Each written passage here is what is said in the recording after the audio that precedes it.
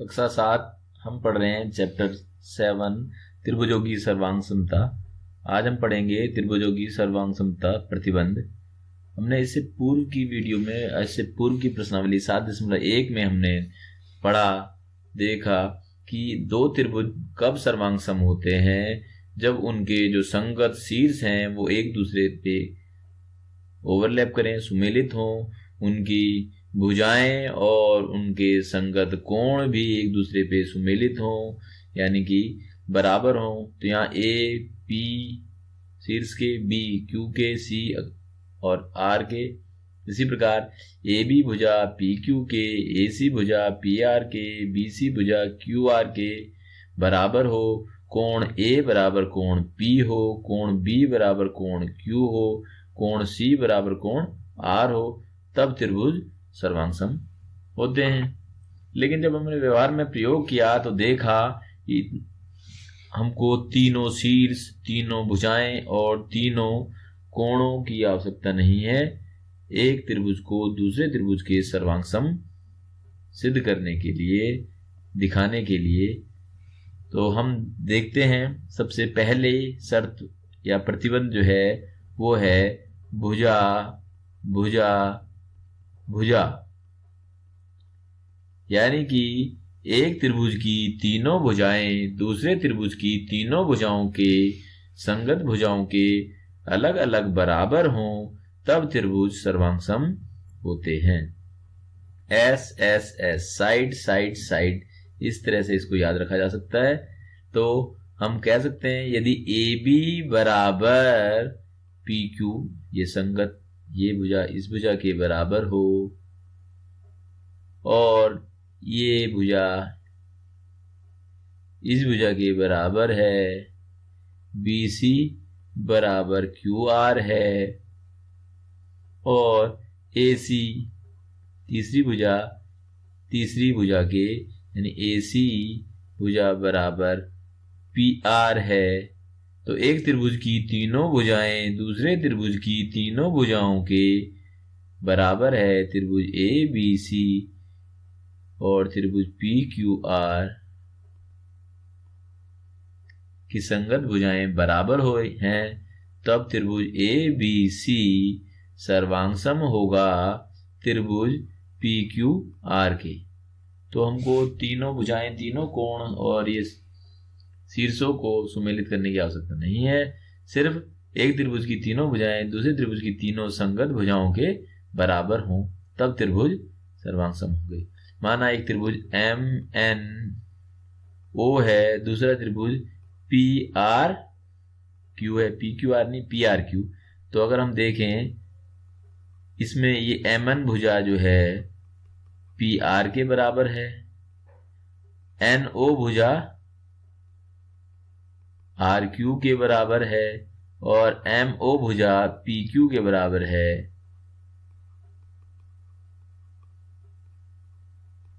तो एक त्रिभुज, इस त्रिभुज की ये तीनों भुजाएं और इस त्रिभुज की ये तीनों भुजाएं बराबर हो रही हैं, इसलिए हम कह सकते हैं त्रिभुज एम एन ओ सर्वांग सम त्रिभुज पी आर क्यू की। तो ये पहली शर्त है, साइड साइड साइड, भुजा भुजा भुजा। दूसरी शर्त देखते हैं। दूसरी शर्त है भुजा कोण भुजा, यानी कि साइड एंगल साइड। एक त्रिभुज में दो भुजाएं दूसरे त्रिभुज की दो संगत भुजाओं के बराबर हो और उनके बीच का कोण भी बराबर हो, तब त्रिभुज सर्वांग सम होते हैं। तो इसको हम इस तरह से याद रखते हैं, ऐसे एस। तो किसी त्रिभुज में दो भुजाएं और उनके बीच का कोण दूसरे त्रिभुज की दो भुजाएं और उनके बीच के कोण के बराबर हो, तब त्रिभुज सर्वांग सम होते हैं। तो यहां देखें त्रिभुज ए बी सी में वह त्रिभुज एक्स वाई जेड, देखना यहां पे ए बी जो है बराबर है एक्स वाई के, दोनों 5-5 सेंटीमीटर है। इसकी दूसरी भुजा ए सी जो है बराबर है एक्स जेड के, दोनों 6-6 सेंटीमीटर हैं। और कोण इनके दोनों भुजाओं के बीच वाला, इससे अलग नहीं, इनके बीच वाला कोण होना चाहिए। तो वो कोण कौन सा है? BAC यहाँ पे है, बराबर है कोण यहाँ पे YXZ के। तो एक त्रिभुज की दो भुजाएं और उनके बीच का कोण दूसरे त्रिभुज की दो भुजाएं और उनके बीच के कोण के बराबर हैं, तब त्रिभुज हम कहेंगे त्रिभुज दोनों सर्वांगसम होंगे। तो ये याद रखना है हमको। तो ये क्रम आगे पीछे भी हो सकता है कि ये कोण यहां वाला ना होकर के यहां पे होता, ये कोण यहां ना होकर के ये होता, तो हम इस क्रम में लिखते। तो फिर यहाँ भुजाएं ये इस तरह से होनी चाहिए, क्योंकि दोनों भुजाओं जो बराबर हैं उनके बीच का कोण, फिर ये भुजा ना होकर के फिर ये भुजा होगी। तो ऐसी स्थिति में फिर ये हो जाएगा, ये कोण BAC, इसको त्रिभुज को लिख रहा हूं मैं BAC। तो इसी क्रम में देखें, यहाँ पे 5 वाली भुजा ये है, तो ये त्रिभुज लिखना पड़ेगा हमको YZX, YZX ये त्रिभुज। क्योंकि क्रम भी देखेंगे हम, क्रम कैसा, यहाँ पे BA भुजा है तो यहाँ पे YZ, यहाँ पे AC भुजा है तो यहाँ पे XZ, और इनके बीच का कोण A कोण Z के, तो यहाँ पे A कोण Z के, तब क्रम ये होगा इनकी सर्वांग समता का, त्रिभुज BAC सर्वांग सम YZX। तो ये ध्यान रखना है कि संगत कोण, यहाँ पे देखें ABC और XYZ लिया था हमने पहले, अब मैंने यहाँ पे क्रम बदला, ये कोण को ये दिखाया है, तब त्रिभुज का क्रम भी बदल गया, क्योंकि संगत भुजाएं और संगत कोण हमको त्रिभुज में दिखने चाहिए। तो त्रिभुज BAC सर्वांगसम हुआ इस YZX की इस स्थिति में। तीसरा प्रतिबंध है कोण भुजा कोण, यानी कि एंगल साइड एंगल। तो इससे हम समझ सकते हैं कि किसी त्रिभुज में दो कोण और उनके बीच की भुजा दूसरे त्रिभुज के दो कोण और उनके बीच की भुजा के बराबर हो, तब त्रिभुज सर्वांगसम होंगे। तो यहाँ पे देखें, यहाँ पे कोण ये वाला कोण A अगर हम बराबर कोण किसके है 50, यहाँ पे कोण Y के बराबर है। कोण B देखें किसके बराबर है, कोण Z के, और भुजा AB बराबर किसके है, YZ के, तब ये दोनों त्रिभुज सर्वांगसम होंगे। तो हमको लिखेंगे किस क्रम में, तो लिखेंगे भी इसी क्रम में जिस क्रम में ये है, ताकि हमको इनकी सर्वांग संगतता का ध्यान रहे, उसी अनुरूप हम अन्य भुजाओं को अन्य कोणों को बराबर दिखा पाए। तो देखें ये AB भुजा है और कोण AB है, तो मैं इसको ABC ही ले लेता हूं त्रिभुज। तो A कोण, अब यहां पे देखना Y A के संगत Y है, B के संगत कौन सा है, Z है कोण, है ना। तो अब रहा X, तो यहां पे लिखेंगे त्रिभुज ABC सर्वांगसम होगा त्रिभुज YZX के। XYZ नहीं लिखना है, क्यों, देखना A कोण Y के बराबर है, B कोण Z के बराबर है, तो इसी अनुरूप लिखा है, और AB भुजा YZ के बराबर है। तो त्रिभुज ABC सर्वांगसम होगा त्रिभुज YZX के।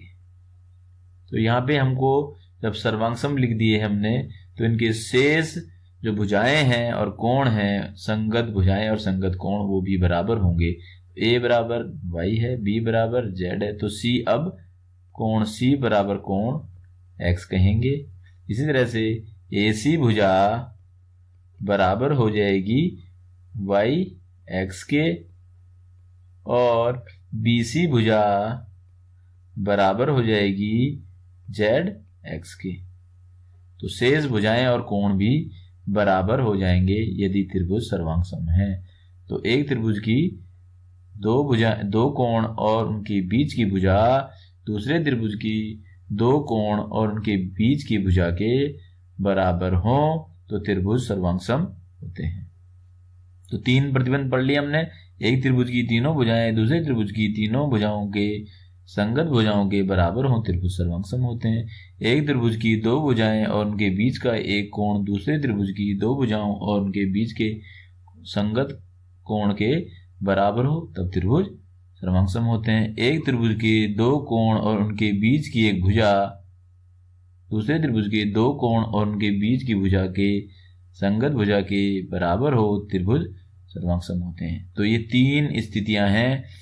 कभी भी ये वाली स्थिति नहीं होगी त्रिभुज के सर्वांग होने की। चौथी स्थिति देखते हैं। 3 स्थितियां हम पढ़ चुके हैं। चौथी स्थिति है समकोण त्रिभुज में, समकोण त्रिभुज होना चाहिए, उसमें कर्ण और एक भुजा। तो इसको शॉर्ट में इसी तरह से पढ़ते हैं RHS in right angle triangle hypotenuse and A side.